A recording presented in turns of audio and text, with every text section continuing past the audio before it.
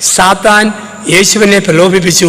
91-ാം സങ്കീർത്തനം പറഞ്ഞു, നീ ചാട്, ദൂതന്മാർ നിനക്ക് കാവലായി താങ്ങിക്കൊള്ളും. യേശു നിയമാവർത്തനം 8-ാം അധ്യായം പറഞ്ഞ് സാത്താനെ തോൽപ്പിച്ചു. ദൈവമായ കർത്താവിനെ നീ പരീക്ഷിക്കരുത് എന്ന് പറഞ്ഞു.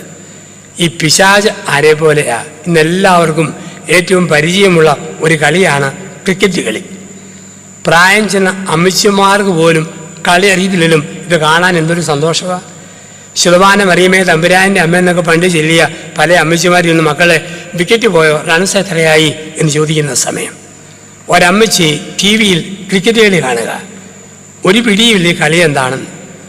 8-ാം ക്ലാസ്സിൽ പഠിക്കുന്ന പേരക്കുട്ടി 4 മണിക്ക് വന്നപ്പോൾ അമ്മ പറയുക, എൻ്റെ മോനെ നമ്മുടെ പെട്ടിക്കകത്ത് ഒരു പരിപാടി നടക്കുന്നു. അവൻ എന്നാ അമ്മേ? കണ്ണിൽ ചോരയിട്ട കുറേ അവന്മാർ ഒരു ചെറുക്കനിട്ട് ഏറോടേറ് ഒരം തെറ്റിക്കുന്നു, കുഴ തെറ്റിക്കുന്നു, കുത്തി എറിയുന്നു, മോന്തയ്ക്കിട്ട് എറിയുന്നു. എറിയുന്ന സാധനം ലഡു ആണെന്നാണ് തോന്നുന്നത്. നല്ല മധുരം, ഇടയ്ക്കിടയ്ക്ക് നക്കുന്ന കാണാം, എന്നിട്ടാണ് എറിയുന്നത്. പക്ഷെ എറിയുന്നവന്മാർ പാൻസ് അലക്കിയിട്ട് കുറേ നാളായി ഇടയ്ക്കിടയ്ക്ക് ചൊറിയുന്ന കാണാം, എന്നിട്ടാണ് ഏറ്. എന്നാലും ഏറ് കൊണ്ടുന്ന ചെറുക്കനും എന്തോ കുഴപ്പമുണ്ട്. രക്ഷപ്പെടേണ്ടതിന് പകരം കവളമ്മടൽ പോലെ നിലന്തല് പോലെ ഒരു സാധനവും കഷരി വെച്ച് അങ്ങോട്ടും ഇങ്ങോട്ടും ഓടിക്കൊണ്ടിരിക്കുന്നു.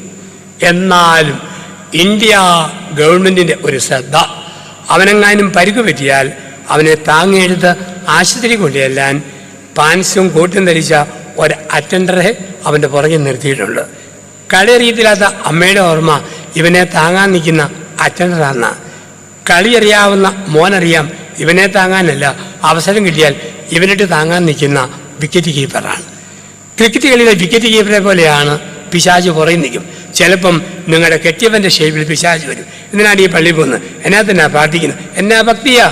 ആ സമയം പറയണം, സാത്താനെ എൻ്റെ മുമ്പിൽ നിന്ന് പോകൂ. ഭർത്താവിൻ്റെ മുഖത്ത് നോക്കി പറയാനുള്ള ധൈര്യം ഒരു സ്ത്രീക്ക് വേണം.